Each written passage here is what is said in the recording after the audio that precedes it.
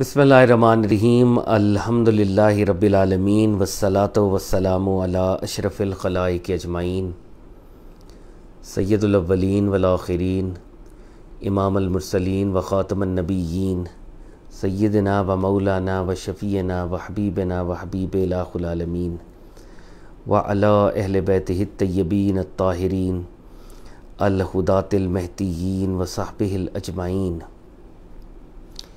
الصلاۃ والسلام علیک یا سیدی یا رسول اللہ وعلی آلک و صحبک یا سیدی یا حبیب اللہ۔ الصلاۃ والسلام علیک یا سیدی یا رسول اللہ وعلی آلک و صحبک یا سیدی یا حبیب اللہ۔ السلام علیکم یا سیدۃ النساء العالمین یا فاطمۃ الزہرا۔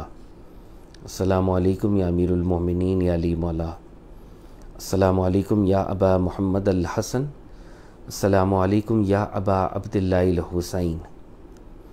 السلام علیکم یا شیخ جنید البغدادی۔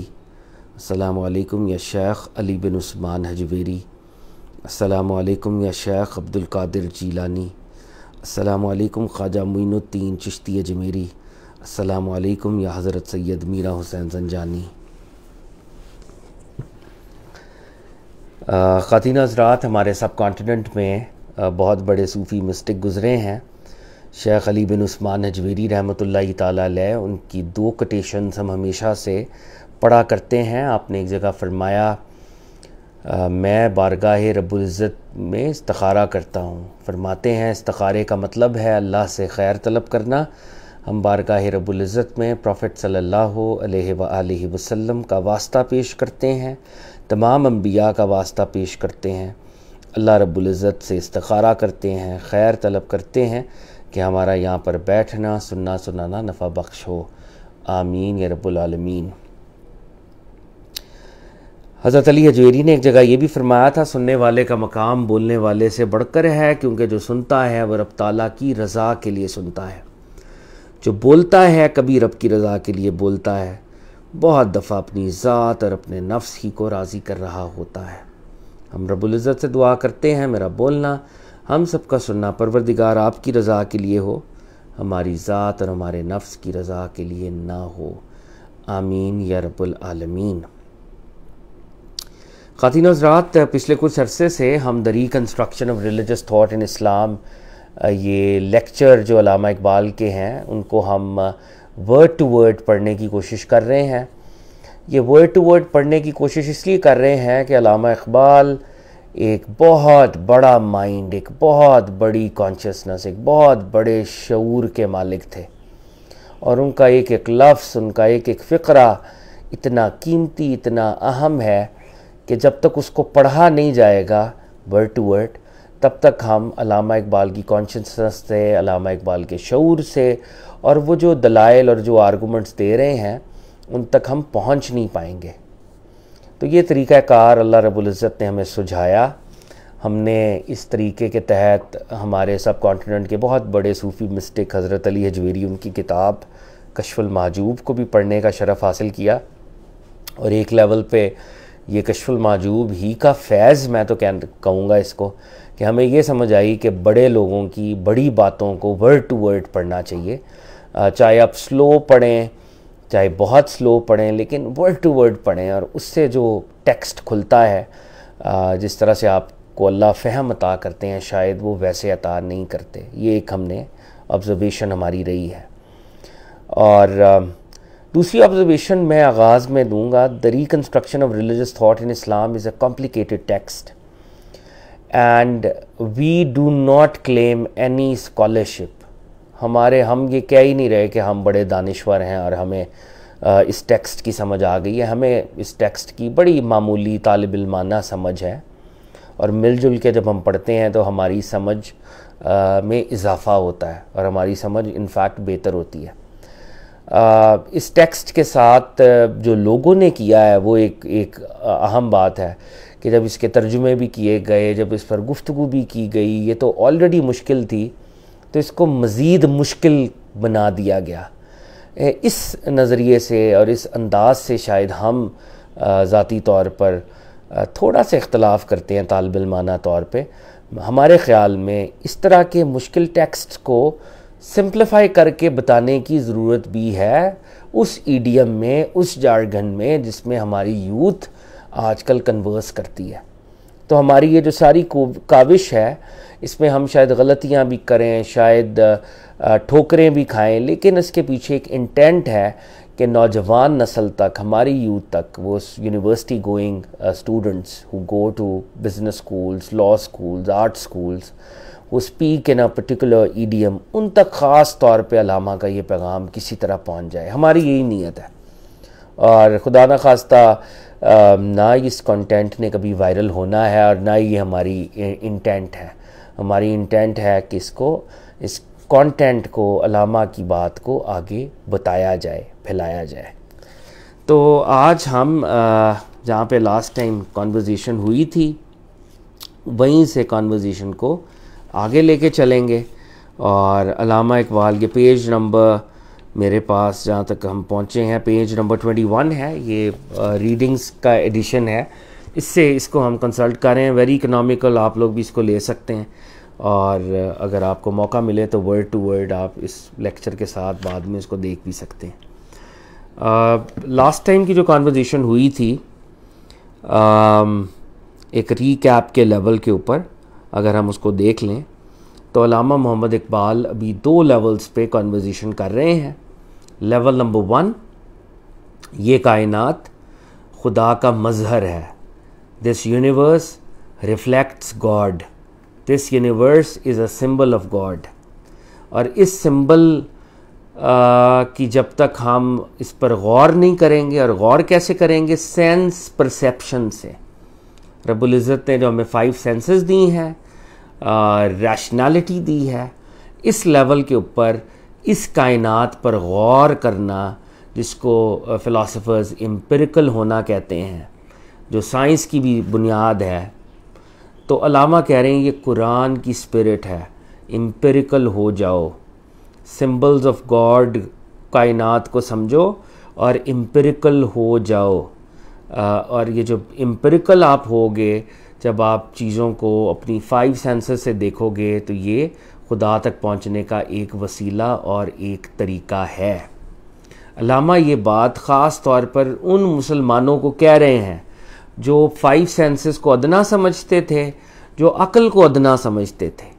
علامہ خاص طور پر انہیں ویک اپ کال دے رہے ہیں کہ اس کائنات پر غور کرنے سے جو نالج ملے گا اور نالج کے جو نئے دروازے کھلیں گے، اس سے دنیاوی ترقی بھی ہوگی، دنیاوی طور پہ پروگریس، پراسپیرٹی، ایولوشن وہ بھی ہوگا.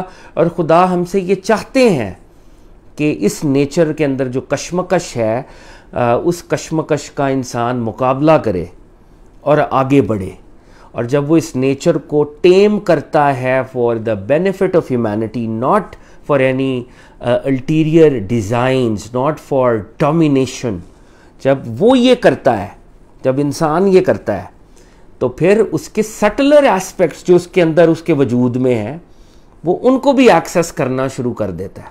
یعنی جب آپ خارج میں، ایکسٹرنل میں غور کرتے ہو، دیکھنے سے، سننے سے، چکھنے سے، سونگھنے سے، چھونے سے، اپنی عقل سے، جب آپ اپنے ظاہری وجود میں خدا کی کائنات پر غور کر کے خدا کی کائنات کی تزئین اور آرائش، اس کو ڈیکوریٹ کرتے ہو، اس کو بیوٹیفائی کرتے ہو، اس کو احسان اور ایکسلنس کے ساتھ اپنے لیول پر بہتر کرتے ہو، تو خدا یہ ریوارڈ دیتا ہے کہ آپ کے وجود کے اندر جو سٹلر ایسپیکٹس ہیں، جس میں سب سے پہلے آپ کا قلب، آپ کی روح اور دیگر سٹل ایلیمنٹس، وہ سٹل ایلیمنٹس آپ کو اوپننگ دینا شروع ہو جاتے ہیں، وہ اوپن اپ ہوتے ہیں. اور وہ جب اوپن اپ ہوتے ہیں تو ایک نیا رستہ نالج کا کھل جاتا ہے. اور وہ جو نیا رستہ نالج کا کھلتا ہے وہ بھی اسی طرح ریئل ہے جس طرح کے ایکسٹرنل سینسز سے غور و فکر کر کے نالج حاصل جو ہم کرتے ہیں، وہ جیسے وہ ریئل ہے ویسی یہ ریئل ہے. اور یہ علامہ کا دوسرا آرگومنٹ ہے. اور یہاں پہ علامہ ویسٹ کو جھنجھوڑ رہے ہیں، وہ لوگ جو انسان کے باطن کو، انسان کے انٹرنل کو، انسان کے سٹلر ایسپیکٹس کو ڈینائی کرتے ہیں، انسان کے قلب کو، ہارٹ کو جو ڈینائی کرتے ہیں، اور ہارٹ کی اوپننگ سے پیدا ہونے والا اور ریسیو ہونے والا نالج جس کا ڈینائی کرتے ہیں، علامہ اب اس کو ڈیفینڈ کر رہے ہیں اور وہ کہہ رہے ہیں کہ ہارٹ بھی ایک ریالٹی ہے، اور وہ قرآن کی سب سے پہلے آیات لے کے آتے ہیں کہ اللہ رب العزت نے جب سینسز کی بات کی، ہیئرنگ کی اور سائٹ کی، تو تیسری فیکلٹی جس کی بات کی وہ ہارٹ تھی، جس کو قرآن میں فؤاد بھی کہا گیا اور احادیث کے اندر بھی ہے، اور پروفٹ صلی اللہ علیہ وسلم کی تعلیمات کی روشنی میں ہمارے صوفیاء نے اس کو فردر ایڈوانس کیا ہے۔ اور مولانا رومی کی علامہ نے لاسٹ ٹائم ہمیں بات سمجھائی اور سکھائی کہ جو آپ کا ہارٹ ہے it feeds on the rays of the sun, یہ پوئٹک بات تھی نا کہ آپ کا دل جو ہے وہ سن سے ریز لیتا ہے، ہدایت کے سورج سے، یعنی اس ظاہری سورج سے نہیں، ہدایت کے سورج سے شعائیں لیتا ہے، آئیڈیاز لیتا ہے، نالج لیتا ہے اور ان پہ پلتا ہے، ان پہ ڈیولپ ہوتا ہے، گرو کرتا ہے، گروتھ۔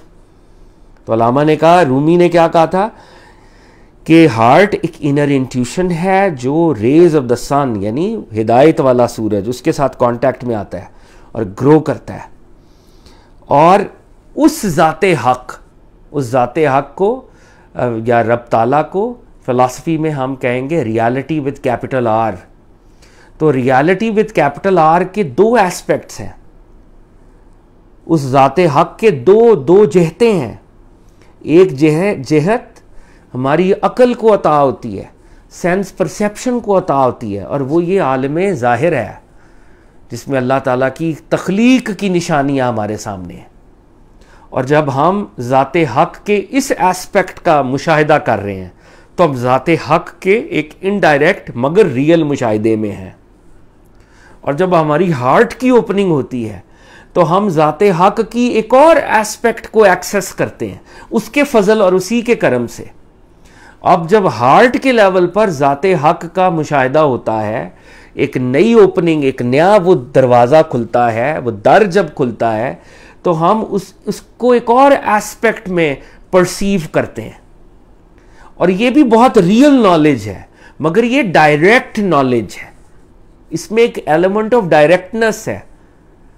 کائنات پر غور کرنا، اللہ ہی کی تخلیق پر غور کرنا ہے، علامہ کہہ رہے ہیں ریلیٹیولی انڈائریکٹ ہے، اور ہارٹ سے جو نالج ریسیو ہو رہا ہے آپ کو وہ ہدایت کے صورت سے، just like a wi fi catching frequencies, جو ہارٹ فریکوینسیز کیچ کر رہا ہے اس میں درمیان میں میڈیم نہیں ہے، وہ خدا اور آپ کے درمیان کا معاملہ ہے، وہ ایکسیس آپ کر رہے ہیں، تو یہ ہارٹ کا نالج ہے۔ تو اب علامہ نے کہا کہ اب سائنس ہو سکتا ہے اس کو کہہ دے کہ یار یہ کوئی سپر نیچرل بات ہے، یہ مسٹیریس بات ہے، یہ ہمارے ایمبٹ سے باہر کی بات ہے، اور آف کورس سائنس کے شاید ایمبٹ سے باہر کی بات ہے، لیکن سائنس جب یہ کہتی ہے کہ یہ ہمارے ایمبٹ سے باہر کی بات ہے تو سائنس اصل میں ڈسکاؤنٹ کر رہی ہوتی ہے نا، تو علامہ کو یہ بات پسند نہیں آئی ڈسکاؤنٹ کرنے والی۔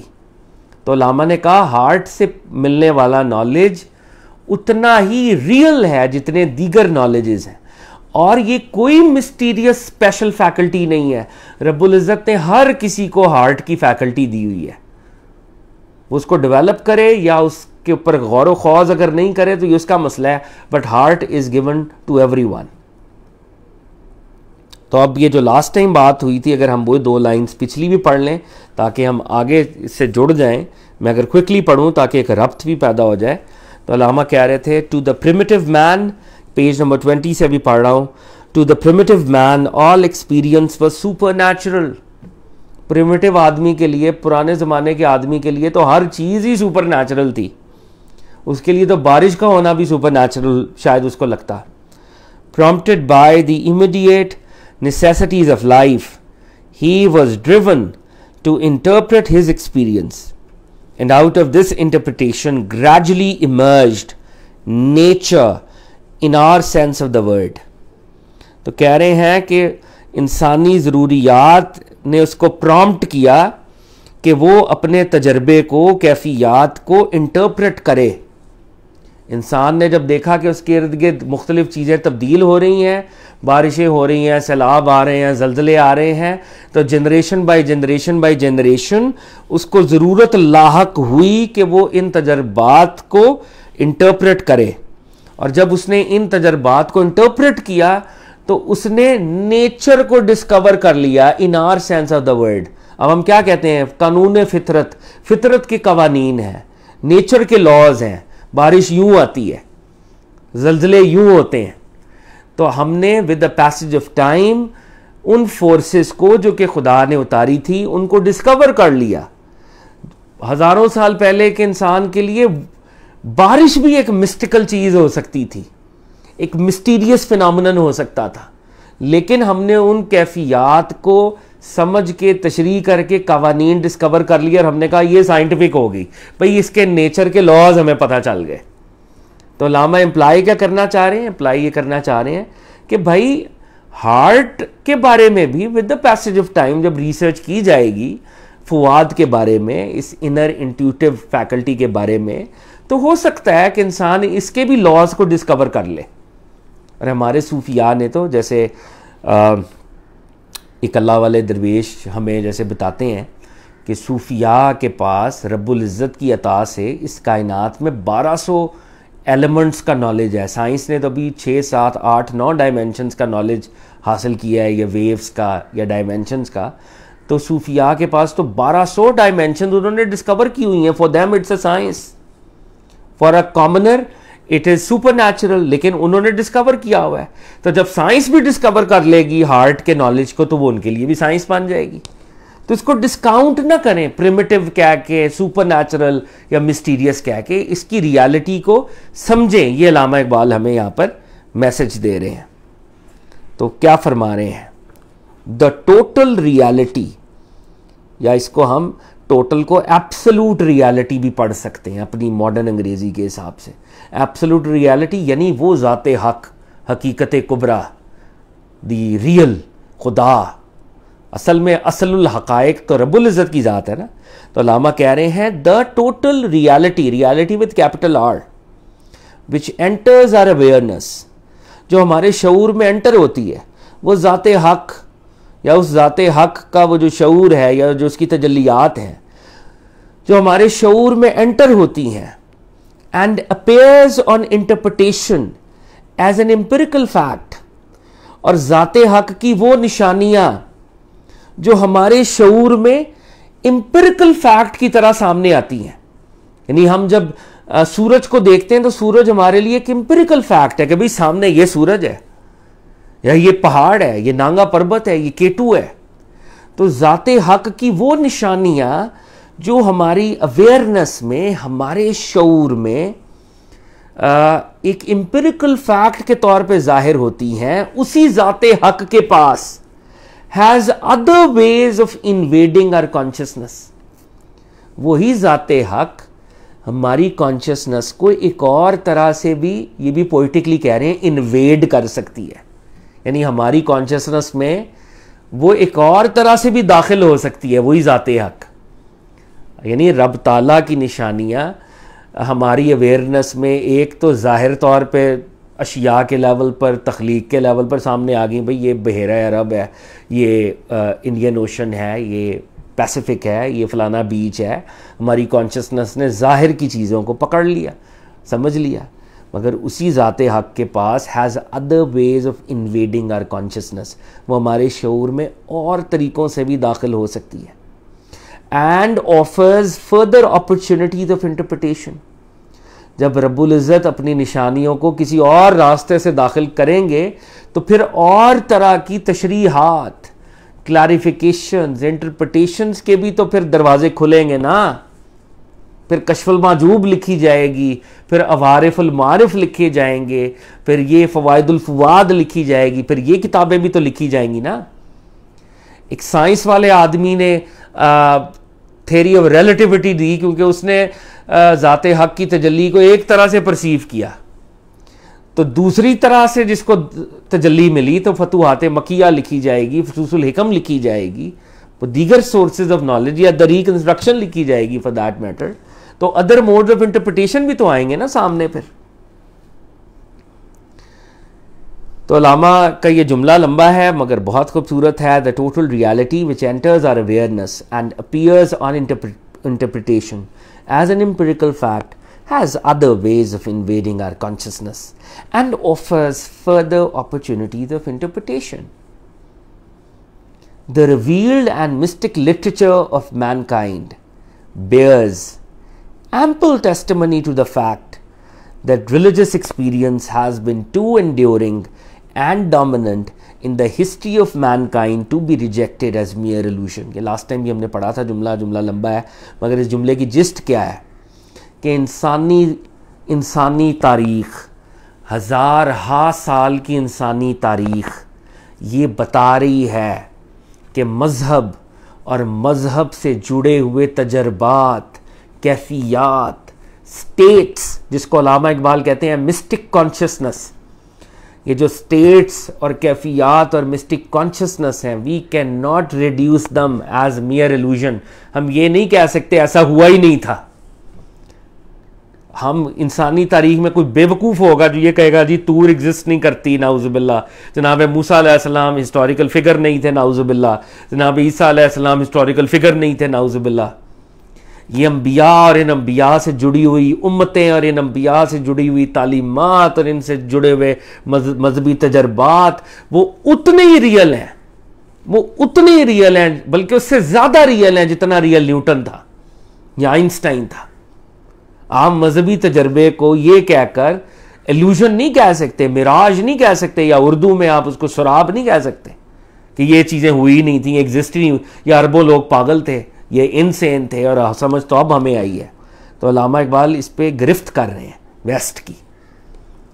There seems to be no reason then to accept the normal level of human experience as fact and reject its other levels as mystical and emotional. Lama कह रहे हैं इस बात की there seems to be no reason, इस बात की कोई justification नहीं है to accept the normal level of human experience as fact and reject its other levels as mystical and emotional. Lama कह रहे हैं इस बात की कोई गुंजाइश नहीं है कि इंसानों के एक तजर्बे को जो उसके 5 सेंसेस से उसको हासिल हो रहा है कि वो देख रहा है, सूंघ रहा है, चख रहा है, इसको तो आप कहें कि इससे जो चीज़ें आ रही हैं वो है फैक्ट, वो है हकीकत, वो है रियलिटी. और उसी इंसान के जो अदर लेवल्स ऑफ एक्सपीरियंसेस हैं उनको आप कह दें मिस्टिकल, मिस्टीरियस, इमोशनल, जज्बाती या साइकोलॉजिकल मसला. लामा कह रहे हैं ये बड़ा फ्रॉड है जो हमारे साथ हो रहा है. एक ही इंसान है, वही इंसान जब अपनी 5 सेंसेस को इस्तेमाल करता है, हवास को इस्तेमाल करता है, हम कहते हैं ये फैक्ट्स की बात कर रहा है. और वही इंसान अपनी दीगर फैकल्टीज़ को जब एक्सेस करके कुछ बात करता है, हम कहते हैं ये तो इमोशनल है, जज्बाती है, या साइको है, या साइकिक है, या व्हाटएवर, मिस्टिकल है. हम जब चीज़ों को मिस्टिकल कह रहे होते हैं ना साइंसदान, तो वो कोई ऑनर के लिए नहीं कह रहे होते हैं मिस्टिकल, उसके अंदर छुपा हुआ एक ये होता है डिमीनिंग एलिमेंट. मिस्टिकल यानी ये चीज़ की रियलिटी नहीं है. साइंस वाले या वेस्ट वाले एट टाइम्स वर्ड मिस्टिकल को डिमीनिंग तौर पे इस्तेमाल कर रहे होते हैं. ये बेवकूफ़ी वाली बात है, इसको मिस्टिकल चलो फ्लारी एक वर्ड दे दो. They don't approve of mysticism as a valid source of knowledge.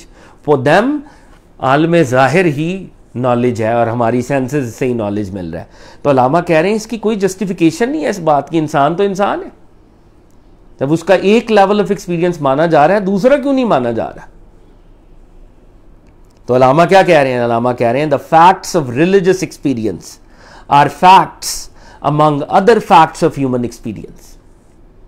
मजहब और मजहब से जुड़े हुए तजर्बात और कैफियात उसी तरह हकीकतें हैं.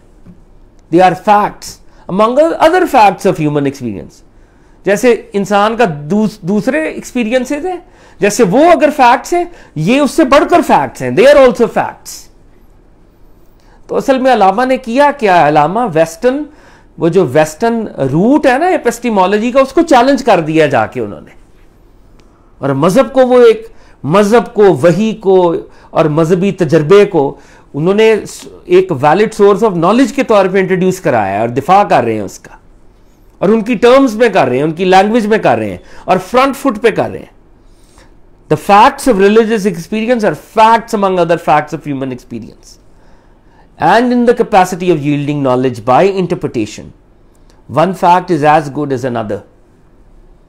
اور جب ہم علم کی بات کر رہے ہیں کہ علم ملتا ہے 5 سینسز سے اور سینسز سے نالج ملتا ہے، تو علامہ کہہ رہے ہیں اگر یہ ہمارا ایکسپیرینس ہمیں نالج دیتا ہے جب ہم اس کی تشریح کرتے ہیں اور انٹرپریٹ کرتے ہیں، تو اگر ایک سٹریم سے ہماری نالج مل رہا ہے تو دوسری سٹریم سے بھی نالج مل رہا ہے.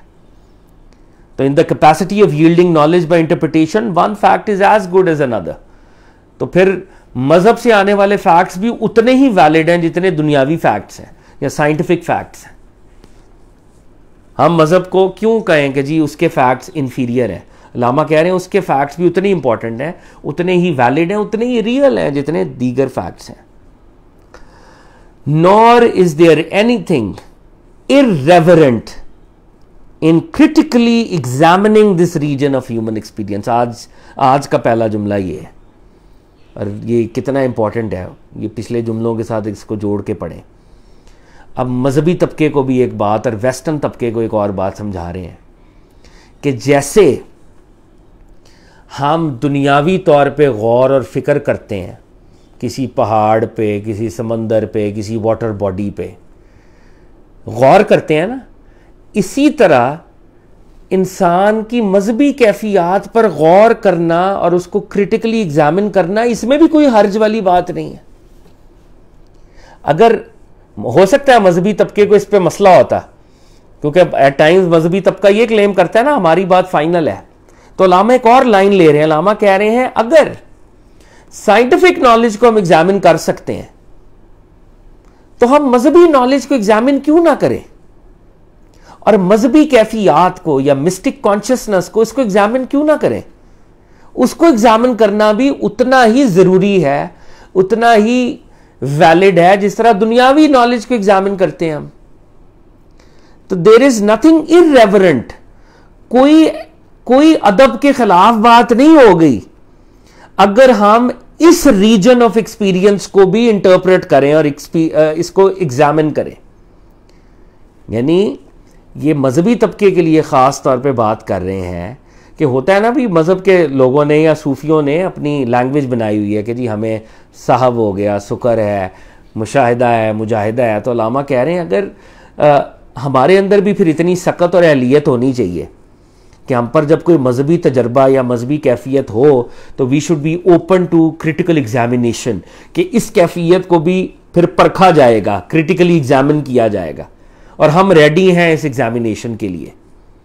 اگر مذہبی طبقہ یہ کہے کہ ہمارے سورس آف نالج کو آپ ایگزامن نہیں کر سکتے تو علامہ کہہ رہے ہیں اس کی میں اجازت نہیں دے رہا.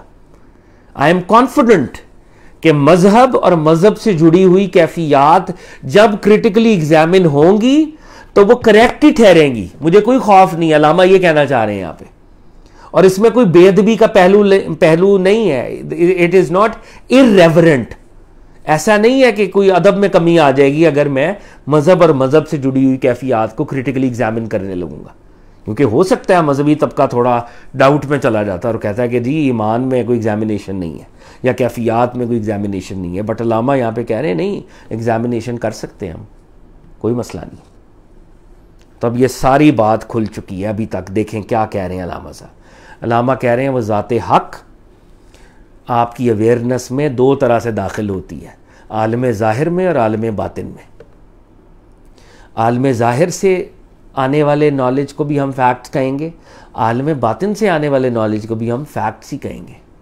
دونوں ایکولی ویلڈ فیکٹس ہیں کیونکہ ایک ہی ریالٹی سے ایمنیٹ ہو رہے ہیں، ذات حق سے، رب العزت سے. مذہب سے بھی فیکٹس آ رہے ہیں، ہماری آبزرویشن سے بھی فیکٹس آ رہے ہیں، اور مذہبی نالج اور مذہبی تجربے سے حاصل ہونے والا نالج اس کو بھی ایگزامن کرنے میں کوئی حرج والی بات نہیں ہے.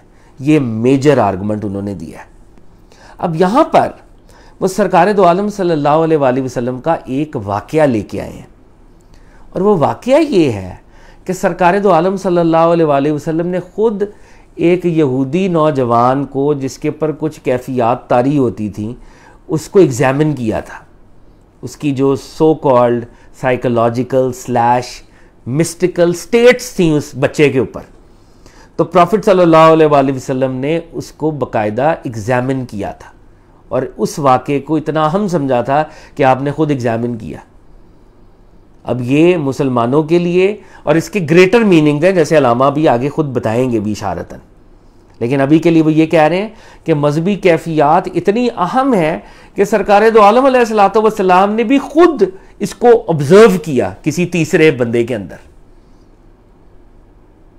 تو فرما رہے ہیں the prophet of Islam was the first critical observer of psychic phenomenon. یہ جو باطنی نالج ہے، سائیکک فینومینن ہے، نبی صلی اللہ علیہ وآلہ وسلم اس کائنات میں اس کے فرسٹ کریٹیکل آبزرور ہیں. He himself is a critical observer. Bukhari and other traditionists have given us a full account of his observation of the psychic Jewish youth Ibn Sayyid, whose ecstatic moods attracted the Prophet's notice. تو علامہ صاحب کہہ رہے ہیں کہ صحیح بخاری میں اور دیگر روایات میں یہ ایک پورا فل اکاؤنٹ، ایک پورا نیریٹو موجود ہے کہ پروفٹ صلی اللہ علیہ وآلہ وسلم نے ایک ایسے یہودی بچے اور نوجوان جو سائیکک تھا، یعنی جس کے اوپر کیفیات طاری رہتی تھیں اور وہ وقت سے پہلے کچھ چیزیں دیکھ لیتا تھا یا اس کو پتہ چل جاتا تھا یا وہ منہ سے پھر کچھ بتاتا تھا، وہ سائیکک تھا. سائیکک کے بڑے میننگز ہیں ویسے. تو نبی صلی اللہ علیہ وآلہ وسلم نے اس سائیکک جوئش یوتھ جس کا نام روایات میں ابن سعید آتا ہے، اس کے جو ایکسٹیٹک موڈز تھے، وہ جو اس کے پر کیفیات طاری رہتی تھی ایکسٹسی کی، یعنی وہ جو ایک جذب کی کیفیت جس کو صوفیاء کہتے ہیں، وہ جب اس کے اوپر طاری ہوتی تھی، اٹ اٹریکٹڈ پروفٹس نوٹس. نبی صلی اللہ علیہ وآلہ وسلم کی توجہ اس کی طرف گئی کہ یہ کیا معاملہ ہے. کہنے کو وہ نان مسلم ہے، وہ مسلمان بھی نہیں ہے بظاہر وہ، لیکن پروفٹ صلی اللہ علیہ وآلہ وسلم نے اس سائیکک جوئش بچے یا یوتھ نوجوان کے اوپر، ابن سعید کے اوپر توجہ کی اور دیکھا کہ اس کے اوپر کیا طاری ہو، اس کا سائیکل کیا ہے، cycle of experience. He tested ہم، نبی صلی اللہ علیہ وآلہ وسلم نے اس سے آزمائش کی. کویسچنڈ ہم، اس سے سوال پوچھے. اینڈ ایگزامنڈ ہم ان ویریس موڈز، اور اس کے اوپر جو مختلف روحانی وارداتیں اور سو کالڈ کیفیات ہوتی تو نبی صلی اللہ علیہ وآلہ وسلم نے ان کو آبزرو کیا، ایگزامن کیا. یہ ہم سب کے نالج میں بھی اضافہ علامہ صاحب نے کیا ایک بڑے لیول کے اوپر. Once he hid himself behind the stem of a tree to listen to his mutterings. تو نبی صلی اللہ علیہ وآلہ وسلم نے، علامہ صاحب کہہ رہے ہیں، ایک دفعہ ایک درخت کے تنے کے پیچھے آپ چھپ گئے وقتی طور پہ کہ سنا جائے کہ یہ کیا کہتا ہے جب اس کے اوپر کوئی روحانی کیفیت ہوتی ہے. The boy's mother, however, warned him of the approach of the prophet. تو اس بچے کی ماں نے، کیونکہ آف کورس وہ جوئش تھے اور نان مسلم تھے فار دیٹ میٹر، تو اس نے الرٹ کر دیا کہ مسلمانوں کے نبی آ رہے ہیں تو تم اپنی اس کیفیت سے باہر آ جاؤ، اس کو وارن کر دیا. Thereupon the boy immediately shook off his mood. تو پھر وہ بچے نے بھی اپنی وہ جو اس کے اوپر کیفیت تھی وہ فوری طور پہ اس سے باہر نکل آیا وہ. And the prophet remarked، اور نبی صلی اللہ علیہ وسلم نے فرمایا، if she had let him alone the thing would have been cleared up. اگر نبی صلی اللہ علیہ وسلم کہتے ہیں کہ اگر اس کی ماں اس کو چھوڑ دیتی ویسے ہی جیسے وہ حالت میں تھا تو یہ سارا معاملہ، اس کی کلیئرٹی، اس کی ریالٹی سامنے آ جاتی. The Prophet's companions, some of whom were present during the course of this first psychological observation in the history of Islam, and even later traditionists who took good care to record this important fact, entirely misunderstood the significance of his attitude and interpreted it in their own innocent manner. علامہ لیکن ایک بات اب یہاں پہ کر رہے ہیں، وہ کہہ رہے ہیں کہ پروفٹ صلی اللہ علیہ وسلم کے دور میں اور اس کے بعد مورخین نے جب اس واقعے کو ریکارڈ کیا ہے تو انہوں نے اس واقعے کی وہ جو کمپریہنسو نیچر ہے اور اس واقعے سے جو نتیجے برآمد کرنے تھے وہ نتیجے برآمد نہیں کیے انہوں نے، اور انہوں نے ایک معصومانہ انداز میں اس واقعے کی انٹرپریٹیشن کی ہے. ان کو یہ واقعہ چھوٹا لگا ہے کہ نبی صلی اللہ علیہ وآلہ وسلم نے ایسی کسی بچے پر توجہ کی اور وہ یہ معاملہ تھا. علامہ کہہ رہے ہیں یہ کائنات میں پہلی سائیکولوجیکل آبزرویشن تھی علم نفسیات کی, جو کہ روحانیت سے اور مسٹسزم سے جڑا ہوا ہے, اور نبی صلی اللہ علیہ وآلہ وسلم اس کو آبزرو کر رہے تھے اس بچے کو. اس کی جو کامنٹری ہے وہ بڑے لیول کی کامنٹری ہونی چاہیے تھی, مگر اس کو ایک معصومانہ انداز میں اس واقعے کو ریکارڈ تو پورا کیا گیا, مگر اس سے جو نتیجے نکالنے چاہیے تھے, جو کنکلوژنز ہمیں نکالنے تھے, وہ شاید ہم نکالنے میں قاصر رہے, اور ہم نے اس کو انوسنٹ طریقے سے سمجھا. اور جو ویسٹ کے بے وقوف کچھ لوگ تھے ان کے بارے میں علامہ صاحب کہہ رہے ہیں, پروفیسر میکڈونلڈ, یہ کوئی اسکالر ہوں گے, who seems to have no idea of the fundamental psychological difference between the mystic and the prophetic consciousness. تو علامہ کہہ رہے ہیں پروفیسر میکڈونلڈ, یہ مغرب کے کوئی اسکالر تھے, جن کو کوئی آئیڈیا ہی نہیں ہے کہ ایک مسٹک کانشسنس میں, یعنی ایک روحانی تجرباتی کیفیت میں, اور پروفیٹک کانشسنس میں, نبوتی شعور میں کیا فرق ہوتا ہے. نبی صلی اللہ علیہ وآلہ وسلم کو تو رب العزت نے نبوت کا خالص اور عرفہ ترین شعور عطا کیا ہوا ہے نا, ان کا تو کمپیریزن نہیں ہے. نبی صلی اللہ علیہ وآلہ وسلم اس بچے پر جو آبزرویشن کر رہے تھے, اس سے حاصل ہونے والا علم مسلمانوں کے لیے فائدہ مند تھا. وہ نبوتی شعور کو نعوذ باللہ اس کی ضرورت نہیں تھی. تو علامہ کہہ رہے ہیں پروفیسر میکڈونلڈ, جس کو یہ پتہ ہی نہیں ہے کہ مسٹک کانشسنس جو کہ ایک ریالٹی ہے وہ ادنا ہے مقابلتاً پروفیٹک کانشسنس کے, تو جس کو یہ نہیں پتا, علامہ کہہ رہے ہیں he finds humor enough in this picture of one prophet trying to investigate another. تو وہ کہہ رہے ہیں کہ یہ جو پروفیسر میکڈونلڈ صاحب ہیں, جن کو یہی نہیں پتا کہ نبوت کا شعور کیا ہوتا ہے, وحی کا شعور کیا ہوتا ہے, اور وہ تو صرف نبیوں کے لیے ہوتا ہے, اور اس کے عروج کیا ہوتا ہے, جس کو یہ نہیں پتا, انہوں نے بھی نعوذ باللہ اس واقعے کو ایک نعوذ باللہ اس کا مذاق کے رنگ میں اس کو دیکھا ہے کہ نعوذ باللہ ایک پیغمبر دوسرے کی آبزرویشن کر رہا تھا, نعوذ باللہ. تو علامہ نے یہاں پر ویسٹ کی بھی یہاں پہ کیا دو باتیں کی ہیں, واقعہ پیش کیا ہے, اور واقعے کے اوپر کیا علامہ کا آرگومنٹ کیا تھا, مذہبی تجربہ کریٹیکل ایگزامینیشن کے لیے اس کو پیش ہونا چاہیے. اور پروفٹ صلی اللہ علیہ وسلم کے سامنے جب ایک جوئش یوتھ کے اوپر کیفیات تھی تو پروفٹ نے ان کو ایگزامن کیا, لیکن مسلمان بھی اس واقعے کی ریالٹی اور ڈیپتھ کو نہ سمجھ سکے, اور جو ویسٹ کے لوگ ہیں وہ بھی اس کو نعوذ باللہ نہ سمجھ سکے. وہ اس لیے نہیں سمجھ سکے ویسٹ والے لوگ کیونکہ ان کو نبوت کے شعور کا ہی نہیں پتا کہ وہ کس درجے کی بات ہے, کس درجہ کمال کی بات ہوتی ہے. تو علامہ کہہ رہے ہیں انہوں نے اس کو مذاق سمجھا کہ نعوذ باللہ ایک میسنجر دوسرے میسنجر کو انویسٹیگیٹ نعوذ باللہ کر رہا تھا after the method of the society for psychical research. تو یہ اس وقت کی کوئی سوسائٹی تھی, تو علامہ کہہ رہے ہیں کہ ان کو یہ لگا کہ جیسے ایک عام جیسے سوسائٹی آف سائیکیکل ریسرچ کا ایک میتھڈ ہے انویسٹیگیشن کا, تو شاید اس واقعے کی اہمیت اتنی ہے کہ چھوٹی سی انویسٹیگیشن ہو رہی تھی, ایک میسنجر دوسرے کی کر رہا تھا نعوذ باللہ. تو علامہ نے یہاں پر گرفت کی ہے بہت شدید. تو اب علامہ اپنی بات کر رہے ہیں, a better appreciation of the spirit of the Quran, which, as I will show in a subsequent lecture, initiated the cultural movement terminating in the birth of the modern empirical attitude. وہ کہہ رہے ہیں اگر ہم سب کو اور مغرب کو بھی قرآن کی اسپرٹ کی بیٹر اپریسیشن اور انڈرسٹینڈنگ ہوتی, یعنی قرآن کی روح کی ان کو بہتر تفہیم ہوتی, جو کہ میں ایک اگلے لیکچر میں دکھاؤں گا, کیونکہ قرآن کی اسپرٹ نے کیا کیا ہے, ایک ایسی ثقافتی موومنٹ, ایک کلچرل موومنٹ کھڑی کی ہے جو کلمنیٹ, جس کی منزل کیا تھی, birth of the modern empirical attitude, جس نے پیدا کیا ہے جدید امپیریکل ایٹیٹیوڈ. امپیریکل ایٹیٹیوڈ چیزوں پر غور و فکر کرنا اپنی سینسز کے ذریعے.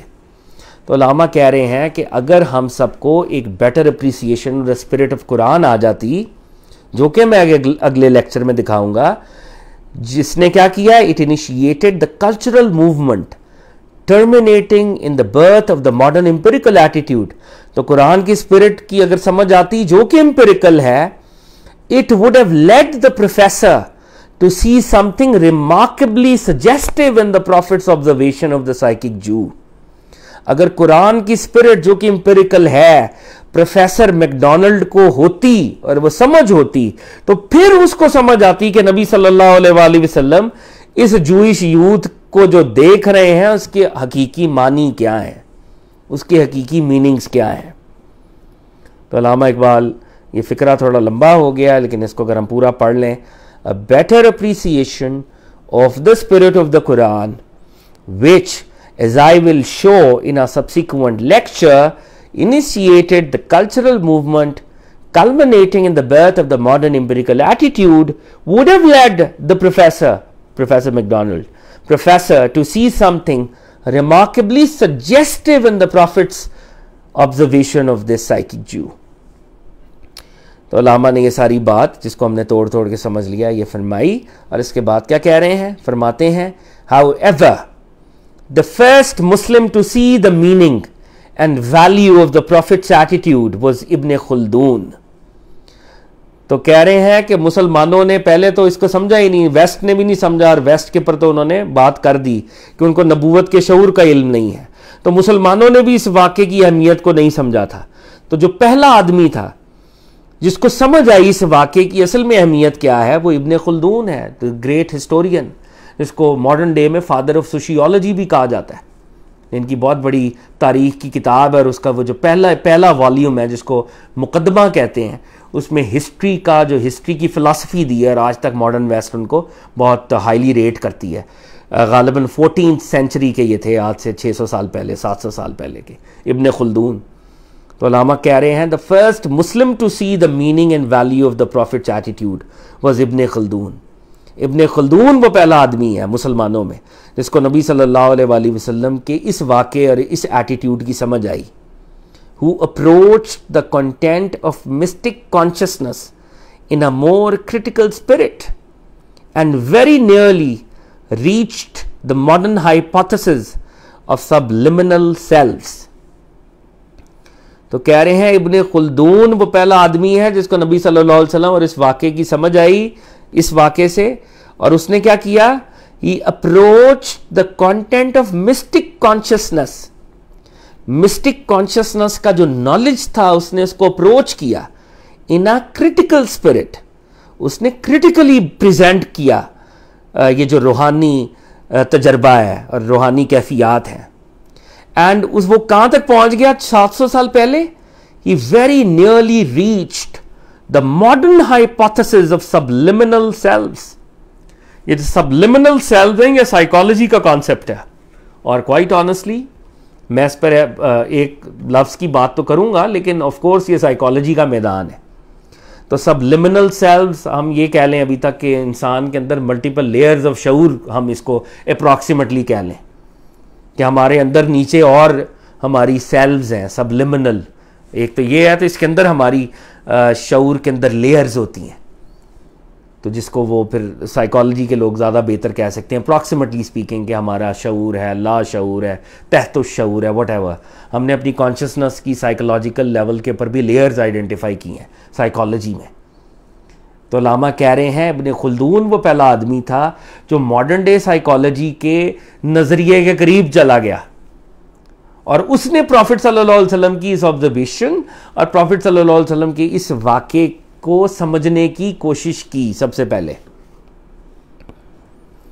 اور علامہ کہہ رہے ہیں as Professor MacDonald says, اور وہی پروفیسر میکڈونلڈ جس کی ابھی گرفت کی ہے, ابن خلدون had some most interesting psychological ideas and would probably have been in close sympathy with Mr. William James, with Mr. James's The Varieties of Religious Experience. تو علامہ کہہ رہے ہیں کہ ابن خلدون کو تو پروفیسر میکڈونلڈ نے بھی اکنالج کیا ہے, اور وہ جو نفسیات کے اوپر ابن خلدون نے کہا ہے, پروفیسر میکڈونلڈ کہتے ہیں کہ ولیم جیمز بھی بہت بڑا نام ہے سائیکالوجی میں بھی خاص طور پہ, ان کی بہت مشہور کتاب ہے دا ورائٹیز آف ریلیجس ایکسپیرینس. علامہ اقبال ان کو یہ جو فرائڈ کے مقابلے میں ولیم جیمز کو وہ اکنالج کرتے تھے, اور یہ ان کی کتاب کا وہ حوالہ بھی جگہ جگہ دیتے ہیں, the varieties of religious experience.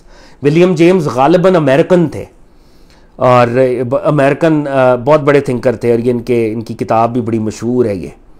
اور اس کے اندر ولیم جیمز بھی کسی حد تک سمپتھیٹک ہیں, کسی حد تک ٹورڈز ریلیجس ایکسپیرینس, اور وہ ریلیجس ایکسپیرینس یا مسٹیکل کانشسنس کو کہیں نہ کہیں اکنالج کرتے ہیں کہیں نہ کہیں.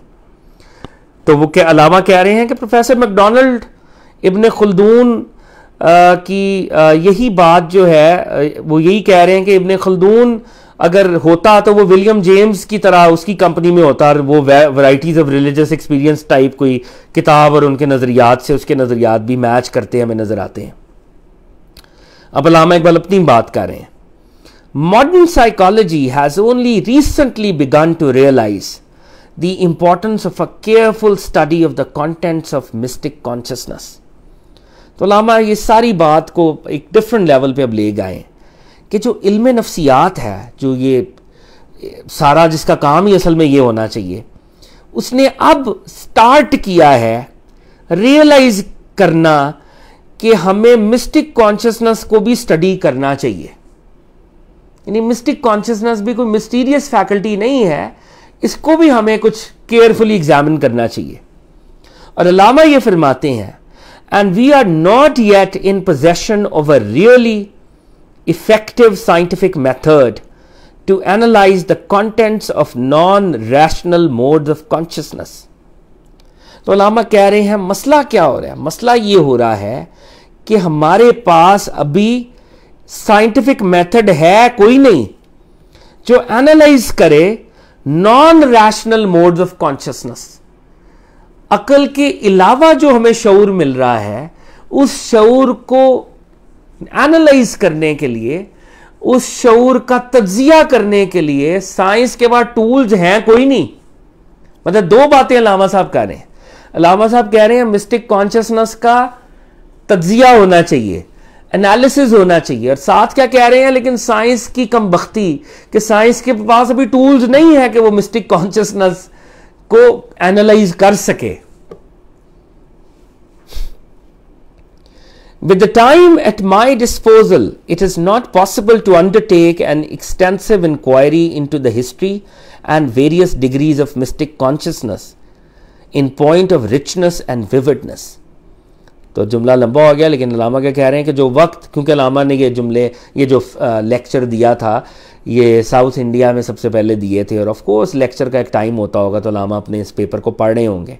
تو علامہ وہاں پہ فرما رہے ہیں کہ with the time at my disposal, ایک لمیٹڈ ٹائم ہے میرے پاس, it is not possible to undertake an extensive inquiry. میرے پاس ابھی اتنا وقت نہیں ہے کہ میں بہت بڑے لیول کی انکوائری لانچ کروں یا تحقیق کروں into the history and various degrees of mystic consciousness.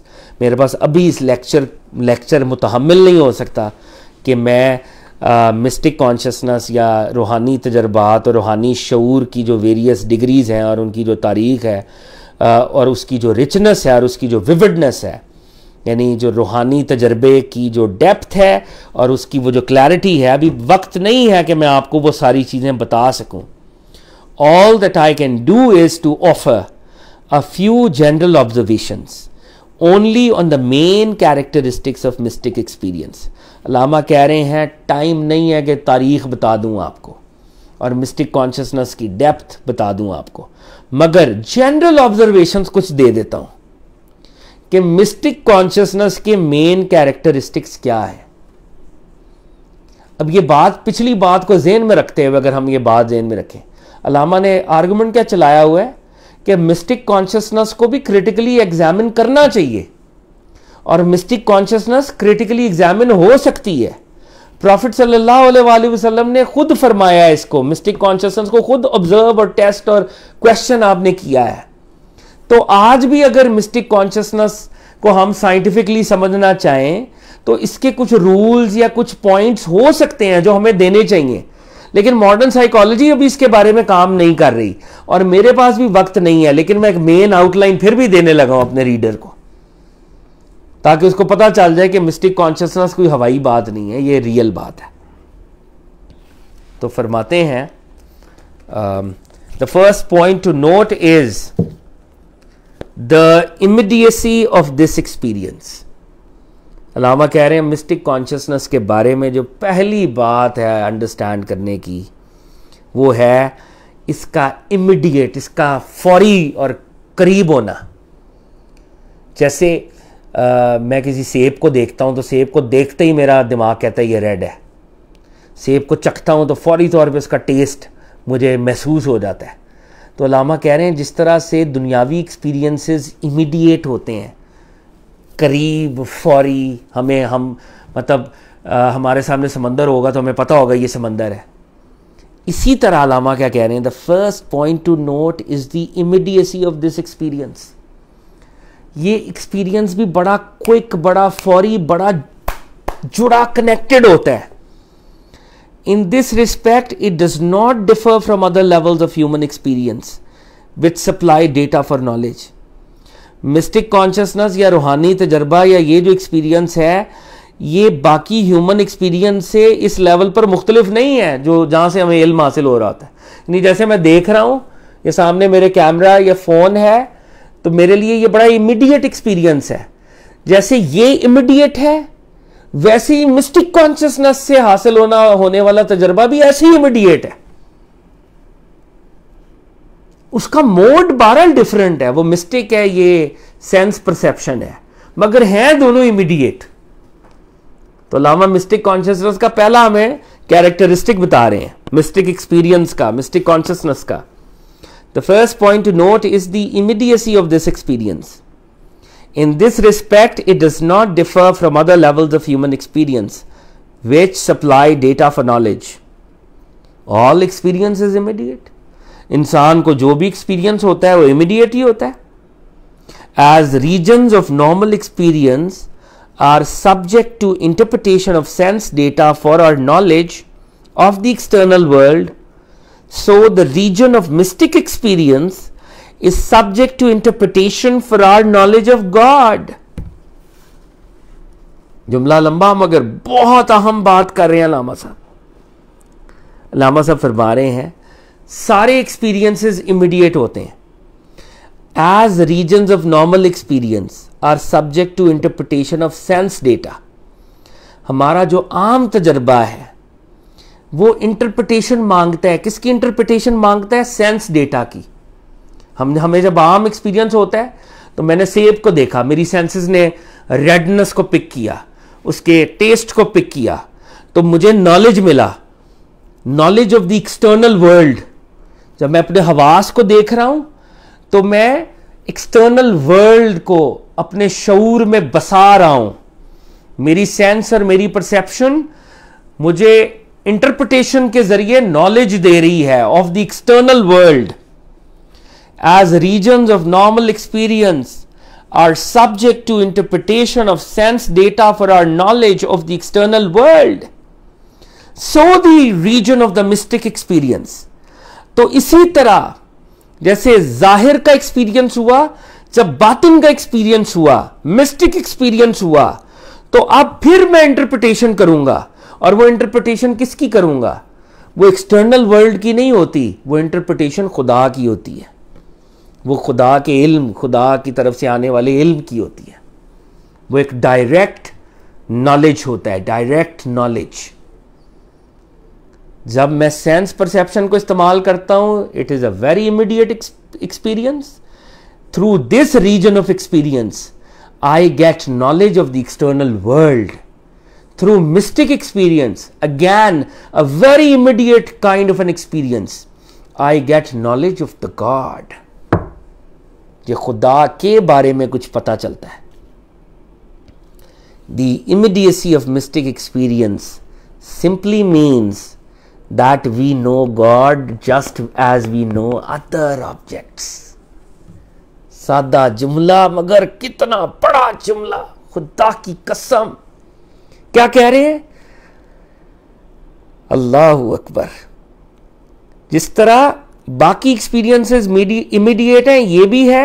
اور کیا کہہ رہے ہیں The immediacy of mystic experience کا immediate ہونا simply means, इसका मतलब یہ ہے that we know God.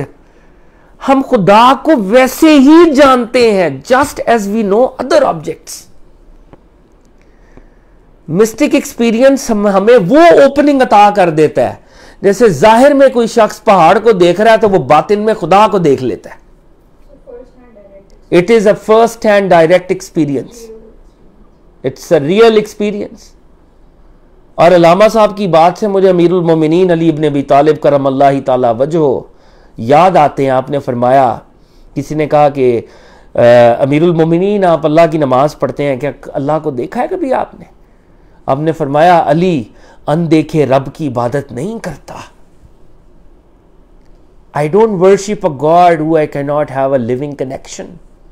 حضرت علی نے فرمایا تھا. اور پھر آپ نے یہ کہا کہ میں باطن کی آنکھ سے رب کو دیکھتا ہوں. The immediacy of mystic experience simply means that we know God just as we know other objects.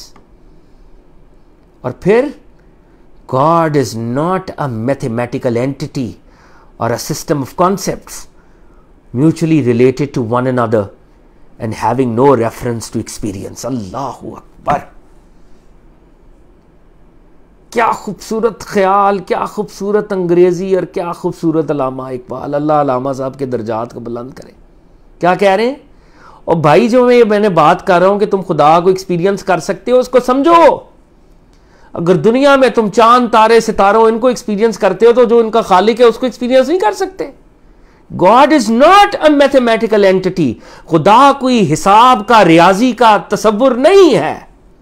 It is not a system of concepts mutually related to one another. یہ کوئی تصورات نہیں ہے, یہ کوئی theorems نہیں ہے کہ یہ one ہے, numerical oneness. It is not a system of concepts mutually related to one another and having no reference to experience. خدا کوئی ایسی ذات نہیں ہے جس کو ایکسپیرینس نہ کیا جا سکے اور جو صرف نعوذ باللہ میتھمیٹیکل ہو کہ یہ ون ہے. توحید کے پیچھے کانسیپٹ نہیں ہے, توحید کے پیچھے حقیقت ہے, جس پہ علامہ نے خود کہا تھا تیرا تن روح سے نا آشنا ہے. تیری باڈی جو ہے اس کے اندر روح نہیں ہے, اسپرٹ نہیں ہے. عجب کیا آہ تیری نارسا ہے. اس میں کیا عجیب بات ہے کہ تیری دعائیں اللہ تک پہنچتی نہیں ہیں, کیونکہ تیری باڈی کے اندر روح ہی نہیں ہے. تیری باڈی کے اندر کیونکہ روح نہیں ہے اور تو رب کو بھی ایک تصور ہی سمجھتا ہے, تو تیری آہ, تیری دعا پھر کہاں پہنچے گی؟ اس کی تو کوئی رسائی نہیں ہوگی, وہ تو نارسا ہوگی. تیرا تن روح سے ناآشنا ہے. عجب کیا آہ تیری نارسا ہے. تنے بے روح سے بیزار ہے حق. خدائے زندہ زندوں کا خدا ہے. وہ کہہ رہے ہیں کہ اللہ رب العزت ایسی باڈی کے ساتھ, جس باڈی کے اندر روح نہیں ہوتی, جس کے اندر وہ اسپرٹ نہیں ہوتی اور وہ ایلیویٹ ہو اور اس کو پانے کا وہ نظریہ نہیں ہوتا, رب تعالیٰ ایسے جسد سے, ایسی باڈی سے بیزار ہے. تنے بے روح سے بیزار ہے حق. اللہ کو ایسی باڈیز نہیں چاہیے جن کے اندر اسپرچول گروتھ نہیں ہے. خدائے زندہ زندوں کا خدا ہے. خدا حی اور قیوم ہے تو وہ چاہتا ہے کہ اس کے بندے اس کو ایکسپیرینس کریں اپنی روح کے ساتھ. تو میرا خیال ہے it is a good point to pause, and it's a very very important the way Allama Iqbal has culminated this argument with simplicity, with beauty, and with such clarity. It is absolutely amazing. I wish the youth of Pakistan, the youth of our time gets to study Allama Iqbal, and it brings tears in my eyes the way this gentleman has fought the case for spiritual realm and spiritual consciousness. May Allah bless and elevate the rank of Allama Muhammad Iqbal. اللہ تعالیٰ ان کے درجات کو بلند کرے اور ان کی جو sincerity اور ڈیووشن ہے مسلمانوں کے لیے, سرکار دو عالم کی امہ کے لیے, اللہ ان کو بہترین اجر اور ریوارڈ عطا کرے. جی please. In a way, Allama Iqbal is emphasizing the importance of experiencing God firsthand. جی That بالکل. every human being is capable. by default and should strive to experience God firsthand. Of course. And he is also in a way pointing out جو ایک مسلمانوں میں عمل نہ کرنے کی کیپیسٹی ہے اور جو ڈیولپ ہوئی بھی ہے, اور آج بھی ہم دیکھتے ہیں کہ we have knowledge but we are not able to implement it. ہمارا اخلاق برا ہے اور ہم لاز کو, اللہ کے رولس کو امپلیمنٹ نہیں کرتے. وہ اسی لیے ہے because we consider God to not be present in that moment when we are doing whatever we are doing. So the laws, یعنی جب آپ اللہ کو ریئلی نہیں سمجھتے ہو, ان ریالٹی آپ نے اس کو ایکسپیرینس ہی نہیں کیا, تو پھر آپ کی کانشیسنس تو دنیا کے لیول پہ ہی آپریٹ کرے گی نا. A person like Imam Ali, as you quote, he had experienced God fully, and so in every single act of his life ان کے لیے شاید وہ زیادہ ریئل تھے, and his rules and his consciousness of God, like ان کو دیکھتے ہوئے وہ اپنے آپ کو آپریٹ کرتے تھے in the world. جی جی بالکل. So I guess in a way, like, کیونکہ علامہ صاحب is also pointing out the deterioration of the Maulvis and the deterioration of the scholarship. He's pointing out the flaws of science, but he's also pointing out the flaws of just knowledge which is in books, read in books and not implemented. تو کیا is he also emphasizing that even people who are scholars or who have knowledge of God, they haven't necessarily experienced God, and that they should, because that will change them? Of course, of course. I think that goes without saying. اور profit صلی اللہ علیہ وسلم کی جو famous حدیث جبریل ہے, I think وہ بھی بہت امپورٹنٹ ہے یہاں پہ. پروفٹ صلی اللہ علیہ وسلم نے جب فرمایا, جب 3 لیولز آف فیتھ بتائے, اسلام, ایمان اور احسان, تو احسان میں آقا نے یہی فرمایا کہ اللہ کی عبادت ایسے کرو گویا کہ تم اس کو دیکھ رہے ہو, اور اگر اس لیول پہ نہیں پہنچ سکتے تو کم از کم اس شعور کے لیول پہ تو آؤ کہ وہ تمہیں دیکھ رہا ہے. تو یہ تو سرکار دو عالم صلی اللہ علیہ وآلہ وسلم کی بیسک تعلیم ہے کہ رب العزت کو ایکسپیرینس کیا جائے. اور بہرحال ہیونگ سیڈ دیٹ, ہر بندہ رب العزت کو ایکسپیرینس نہیں کرتا, یہ بات اپنی جگہ درست ہے. اور جو نہیں کر پاتا, اگر فار واٹ ایور ریزن, کچھ جینون لوگ بھی ہوں گے جو شاید نہیں کر پاتے, لیکن اگر وہ شریعت پر چلتے ہیں تو ان کا بھی ریوارڈ, شریعت پہ چلنے سے بھی آپ کو کم از کم ریوارڈ یہ ملتا ہے کہ قیامت کے دن آپ اس کو ایکسپیرینس کر لیں گے.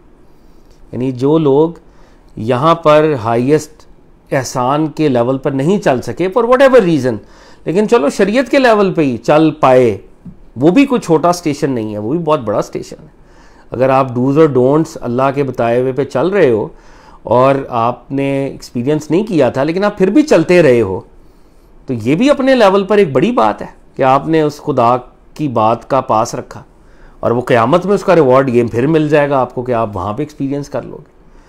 تو یہ تو خیر ایک سبجیکٹو کانورزیشن ہے, لیکن جو علامہ صاحب فرما رہے ہیں, آپ نے بھی جیسے بات کی, اور ہائیسٹ گریڈ تو یہی ہے کہ اس دنیا میں بھی رہ کر آپ اس کو ایکسپیرینس کریں. اور رب العزت کو جیسے علامہ نے کتنا پوئٹکلی خوبصورتی کے ساتھ بتایا ہے کہ God is not a mathematical entity, he is not a conceptual entity. تو یہ کتنی خوبصورت بات ہے کہ ہم بہرحال اس کتاب کو پڑھنے سے اگر یہی شعور اوپن ہو جائے کہ خدا از ناٹ اے میتھمیٹیکل اینٹی, یہ ریئل ایگزسٹنس, اگر یہ ورڈ کے لیول پہ بھی ہم شروع کر دیں اپنے آپ کو بتانا, تو شاید ہمارے اندر اسی سے ہی کوئی تبدیلی, اور یہ پہلا سٹیپ ہو جو علامہ نے ہمیں بتایا. تو اللہ تعالیٰ سے ہم دعا کرتے ہیں, شعر بھی آج ہم نے 2 پڑھ لیے درمیان میں, ہم اللہ تعالیٰ سے دعا کرتے ہیں کہ اللہ تعالیٰ ہمیں عمل کی توفیق عطا فرمائے. اللہ تعالیٰ علامہ صاحب پر بہت اپنا فضل اور کرم کرے, جس سنسیریٹی اور ڈیووشن کے ساتھ نبی صلی اللہ علیہ وسلم کی امت کو جگانے کے لیے علامہ نے کردار ادا کیا ہے. اللہ تعالیٰ اس کا ہائیسٹ ریوارڈ علامہ صاحب کو عطا کرے, اور ہم سب کو بھی اخلاص عطا کرے, ہمارے دوستوں کو جنہوں نے اس کو سنا اور جو انشاءاللہ آگے سنیں گے, ان کے لیے, ہم سب کے لیے خیر اور برکت کا باعث ہو. اللہ تعالیٰ ہمیں پروفٹ صلی اللہ علیہ وسلم کے رستے پہ چلائے. تھینکس اے لاٹ. انشاءاللہ ہم نیکسٹ ٹائم اس سے آگے کی کانورزیشن کریں گے. بہت شکریہ.